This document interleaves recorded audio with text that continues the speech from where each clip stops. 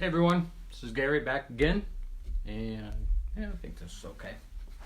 So I'm in front of the fireplace, fake fireplace by the way, and I wanted to talk about many things today. What did I do with my notebook? There it is. So, the stories that we tell ourselves and others is the story that is paving the road that you're walking on right now. And if you want to change the road you're walking on and how you see it and how you experience it and how you feel it, just change your story. I mean, it's incredible how simple that is and how difficult that it can be to do, because you're usually in a crowd that's telling you the same thing all the time. I was in a meeting one time, and we are actually on stage with a group. There was probably 6 of us. And one of the guys said he didn't really want to go back to his high school reunion. But in his mind, they knew what he was doing now. He was from South Africa. But they don't. They know you from when you was in high school. And that's the only way they know you, because they've gone off and lived their lives, and the only thing they have is the memory of you in school. And if it was good or clicky, then it will still be that. And if it's not, well, you're going to walk into that same scenario. So, think of the situation we're all in right now, which is not that good, right? We're all under house arrest, unconstitutionally, as far as I'm concerned. But the old system is crumbling, and a new one is being built while we're in our homes, waiting for them to get done. And it's insane what's going on. And we're going to have a real challenge when we step back out into the world, because the rules, I believe, are all going to be different. Not that we can't adjust to them and adapt. That's what we do. We're people that are adaptable as human beings. So, some of the things that I've wanted to actually do, I'm going to do today. And that is talk about some of the books that have changed my life over the years. So, obviously, the first one is the 6 years that I spent living in my van, traveling around America, and learned to read and write. And from those 6 years, I actually came out of there with a book called Prisoners of Our Own Beliefs, if I can get that glare off in there. And this book is more about you than it is me. It's not the way I wrote it, but that's the way it actually came out, and that's the way it reads. And it's set up for people like myself who are have difficulty reading. So a lot of my quotes in here. This one right here happens to be on trigger points, but you can see the size of the type. And the first half of the book is how you got where you are, and the last half of the book is how to get out of where you are. Because you're never trapped, ever.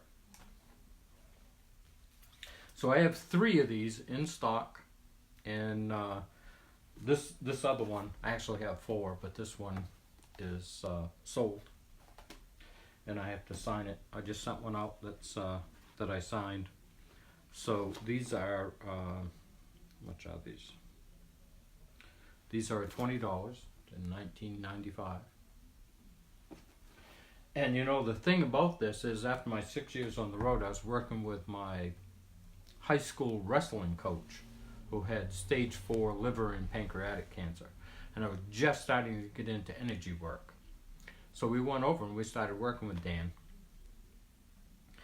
And within 20 minutes, I would be telling him stories and things, and we'd be doing Reiki and getting him comfortable, because he was very uncomfortable. And in the in the process of doing that, I ended up reading to him out loud. This is the very first person I ever read out loud to, because he was still teaching me even as he was passing. But I would tell him stories. He loved to scuba dive. So I would tell him stories about him in a bubble, and he'd float down, and he was floating right at the spot where you look up and you see the light, and you look down and it's all completely dark. There's that little twilight area right there. And all these creatures he'd want to see over his life would come up and swim around.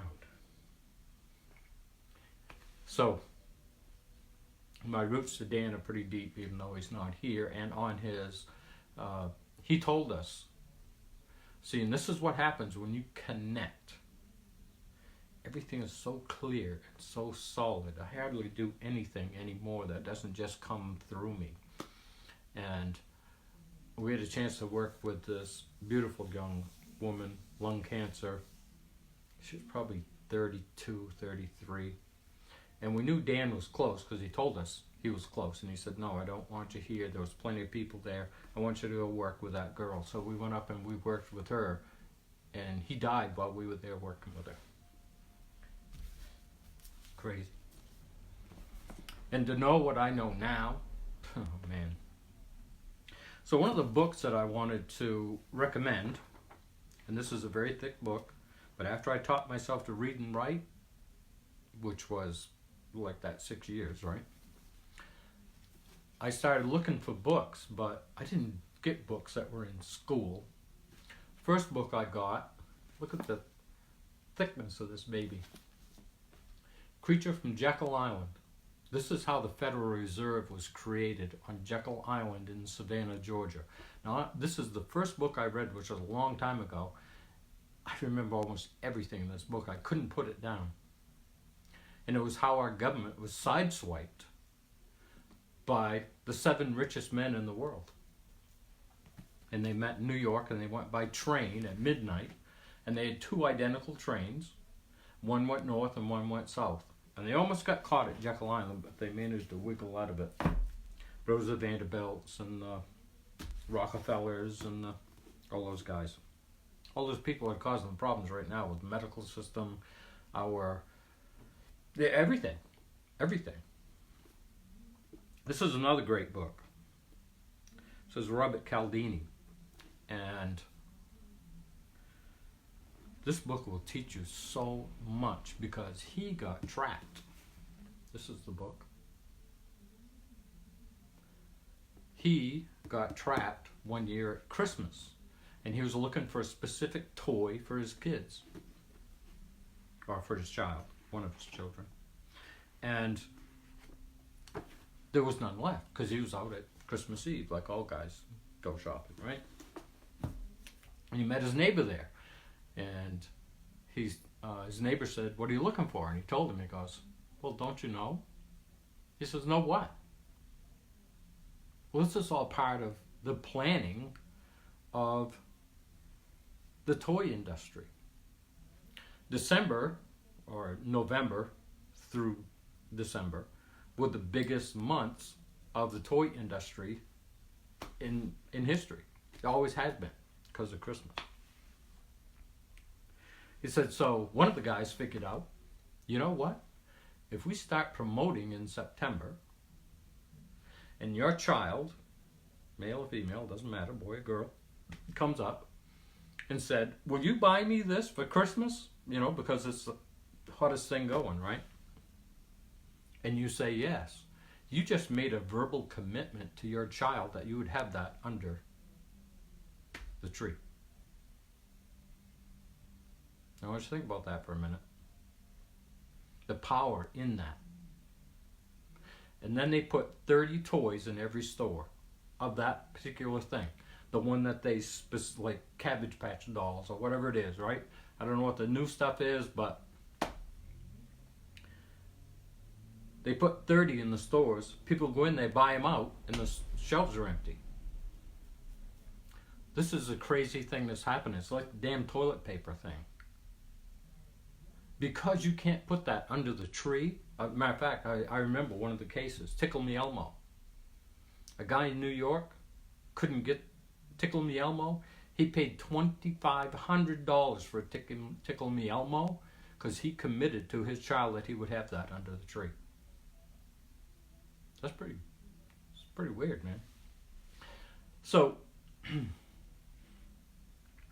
now, because you can't buy the toy in that November, December time frame, you buy more out of guilt, promising to buy the toy after Christmas, which they all come out in January, and everybody floods in to buy that toy.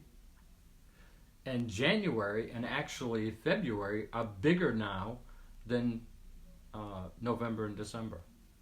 They actually make more money in the months that used to be the worst. These are the games that are being played against us, and they're all psychological. There's a thing in this book about a mongoose, and they took the enemy, it was a turkey, and it had chicks, and they took a mongoose, a stuffed one, which is the enemy of a turkey, like big time, and they stuffed it, and inside it they put the chirping of a turkey chick, and they could take that and put it right up in front of that turkey and slide it right under with the babies because of the sound. And there are scents that do the same thing. When you go to Vegas, every casino has a scent in there, and eventually you'll pick one out, and that'll be your favorite one. Even though you can't consciously smell it, you're smelling the scent that they are putting in the air. And that's how those guys are competing for customers. Crazy, huh? Slot machines. You know how they do that? I'll see if I can find the video and post it. Pigeons. That's how they figured out slot machines. They had one with a light and one without a light. And it would go to the one when it pecked on the thing to get the corn, the light would come on, it would go to that more than the other one. So that's where the lights come from. Now, if you ever seen the one with the monkeys beside each other in a cage, right? They give one a cucumber and he eats it, no problem. And while he's eating it, they give the other one a grape. The monkey that has a cucumber throws the cucumber, takes it out of his mouth, throws it back at the person, and starts slamming on the cage because he wants a grape. And every time they gave him a cucumber, and he would watch them give the other one a grape, he'd just take it and wing it at him. Now, you don't think that they're not doing that to find out what we'll eat and what we won't eat? What they're doing, how they're playing that back and forth, taste buds, psychological, Pavlov's dog, ring a bell and the saliva starts. So it's all just a psychological game. What's going on right now is like a reality show that includes 1.2 billion people. That's how crazy this is. So when I was working with Dan, my wrestling coach, one of the guys there that I went to school with said, "You need to go to hypnotism school." And I said, "Why is that?" And he goes, "Because you're hypnotizing Dan and you don't know it, and that's why his pain's going away in like 20 minutes. He could sit up, the Reiki too, but I mean, he could sit up, he could eat, and he hadn't eaten in a long time, and we got him so that he could get up, walk downstairs, go to a restaurant, eat, go back home. We'd have to carry him from the restaurant, put him on our back, and carry him to the car, and then carry him in the house. But we did that for weeks. So I went to hypnotism school, and that's where I met my girlfriend Val, and I met my publisher there. I was telling him my story about living in the van for 6 years and traveling around and teaching myself to read and write and writing my book. And he goes, "You know, I know somebody that might be interested in that. Why don't you send me a copy?" And I had my manuscript done. And he contacted me and said he'd like to publish it. So that's who published it. And this is his book, which is This is number 1, and this is number 2 on the market. Those might have actually reversed right now. I don't know, because I haven't looked these up in a long time. But Kevin Hogan is amazing. I saw him in front of, I spoke at one of his functions. And one of the things he did was he took a $100 bill and he held it up. He passed it around to make sure everybody knew it was real. And then he started tearing it into little pieces. People were freaking out. It was incredible to see the emotion as he ripped that bill and he was tearing it in half, and said, "That's not a real bill, is it?" Yes, that's a real bill. And he kept tearing it in smaller and smaller pieces. It's just a piece of paper. But probably half the room was going crazy. And what are we in the midst of right now? Our government is tearing up pensions. You know the beauty of that? Matter of fact, that was one of the things I wanted to talk about here today. I have some more books, but I got to go back because I want to go over this. Once I get started, I don't need this anymore, but it has to do with it's more like the perfect storm, right? Because that's what's being played out right now is the perfect storm. The coronavirus, as real as it is, we're already starting to see they're backing off because they don't have the ability to create fear in us to the point that they need to. That doesn't mean they're going to quit, because believe me, they won't. They've been working on this for God knows how many hundreds of years, right? So it's about inching control. And of course they'll run out and tell you how they saved the world while they were lying to you at the same time. So perfect storm is the largest corporations are failing. So to save themselves, they shut down the world and left their large corporations open. Imagine everyone in the world that needs something has to go to a store that sells factory food. And because you're not working, when you get out, from the goodness of their hearts, they are working so hard to get money out to people because they closed their businesses down, put them under financial, physical, mental stress, and chemical stress. And now they're going to give you a loan. So they put you in bankruptcy, basically, and then give you a loan to help you get back out, which you owe interest on.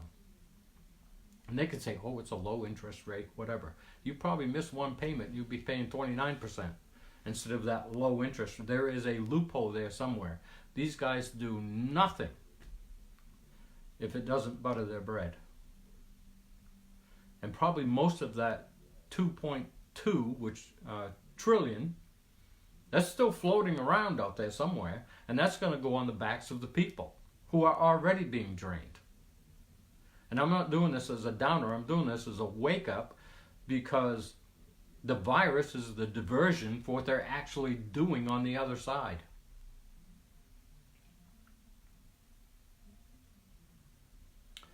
And they've always done it. The roaring 20s, everybody had money, everybody's partying, everybody's having a great time. Oh, market crashed. People lost their homes. They were living in automobiles. The Dust Bowl was happening. And what's happening right now in the Midwest? Out of the 32 inches of topsoil they only have about 4 left. And we don't even control it. A company in Germany controls it. That's the first time in the history of this world that somebody in a foreign country controlled the farmland in this one. And this is bullshit we need to stop. It's time to stop dicking around and get serious and start making videos. So, let's just say grocery stores, Walmarts, liquor stores. They know better than shut down liquor stores and the food stores, because it'd really be an issue. So, they're stringing us along. Supplies are coming in, even though people are going nuts and buying 10,000 rolls of toilet paper that they won't use in their lifetime, just so somebody else It's not so somebody else will have it. That's what happens when people panic. They can't control the situation, but they can control how much toilet paper they buy. There's going to be a lot of crap going on. It's going to get really serious, and it's up to us to stay focused, stay calm, balanced, because only in that state can we think. You get in fight or flight, there is no thinking other than get the hell out of here or hide or freeze right where you are, right? So,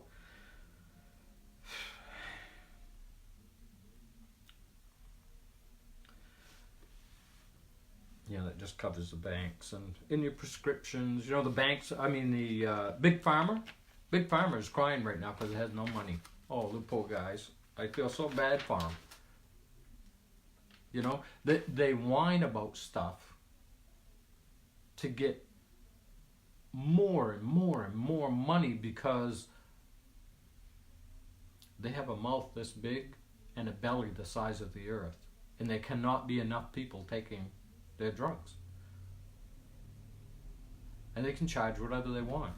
I was thinking the other night, Elon Musk, is he a hero or is he a villain? I want you to think about, because this is something I've been looking at, and it came to me during meditation last night. Let's say you were Elon Musk, and you wanted to leave the planet to live in a spaceship. And during this close down of America, people being bound in their homes, he got permission to put up 1 million antennas to go with his 1,200 satellites that are around the world, right? And through that, he can change the frequency up or down. And as it goes up or down, it starts to affect your health. This is what they're claiming. But we have to remember, we are pure energy. And it's only the resistance that we have inside ourselves to the emotional traumas and different issues we have that is lowering that energy. Because it can't flow properly. And that's what we're doing in this class. And by doing that, we're opening up the body. Everything the medical system does is about suppression. Everything school does, suppression. It's sold to you as something that is a higher energy because you do feel better, but you don't come up all the way. It holds you in a vibrational field. And that's why you don't feel great, and that's why you don't feel super bad. But they are working with the effect, not the cause. So what happens over time, the cause is getting worse, and it takes more medication to hide the pain or whatever's coming out of it, right? And then it gets a little worse, and it takes more medication, a little worse, and you need different, stronger medication. And you just follow it right along until you pass. And I have seen them do that with so many people. My family included. My mother was 58, my sister was 41, and my dad was 68. And I'm 69. It's insane what they're doing, and the only ones that can stop it is us. By not complying. By resisting. It's going to take an evolution, not a revolution. It's energy they fear. And we have the greatest energy in the world. They can't touch it. They can use it to send stuff through, but so can we. Because we're so many times more powerful than anything they ever invented. So, Elon Musk, right? Oh, he's going to save the world. Back to the 1 million antennas, the 1,200 satellites, the electric cars that he's making. every one of those cars has a tracker on it. And it knows exactly where that car is, anywhere in America, anytime. He's telling us he's doing that so he knows where to put in his charging stations, right? So imagine everybody's into electric cars. Elon Musk is in a spaceship and he's controlling everything down here on Earth. So far away, nobody can reach him. And he can move in and out, or he can do whatever he wants to do, right? And just through frequency and lymphatic congestion, because that's what this frequency is working on. It's working on your lymphatic congestion. That's why we need to get cleaned out. He can raise that up to cause, supposedly, the oxygen the blood not to be able to absorb the oxygen at different levels, all the way up to what is known as coronavirus. He'll have that power, and he won't even be on Earth. Just like, what was that guy's name? He wore a black cape and helmet, lived in a spaceship. They even made a movie about him. Is that who we're dealing with?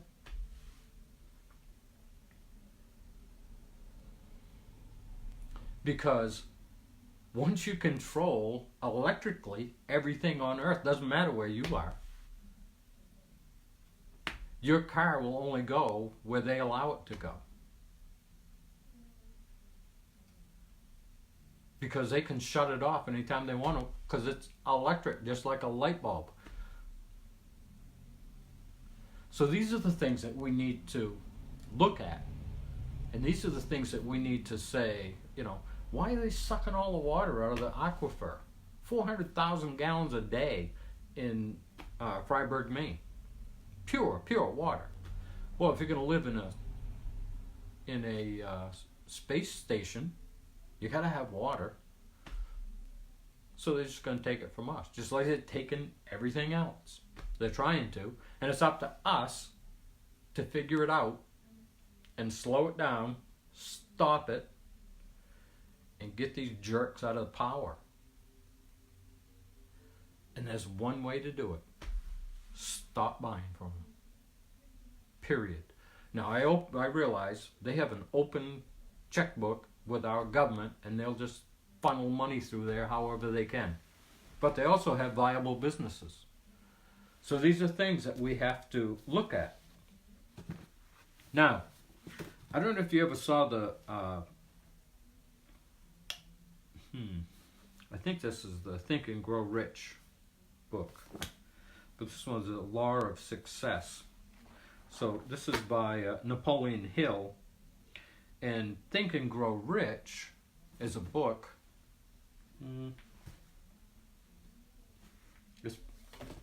It's probably that thick. Well, I have an original copy. And not many people have this. But this book is that thick.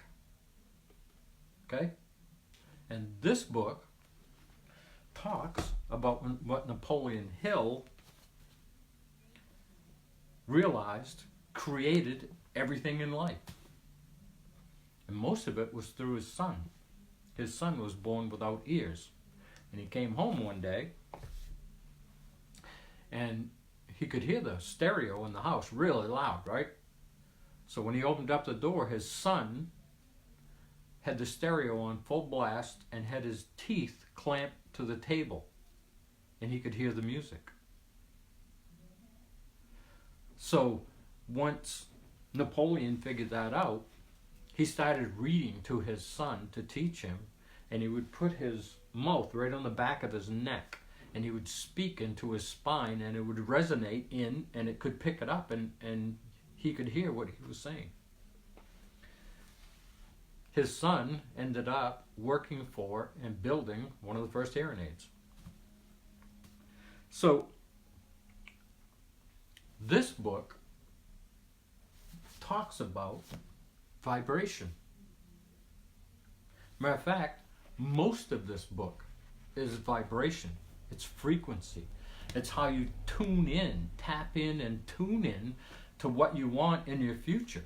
Because if you're not a vibrational match to it, it's not coming.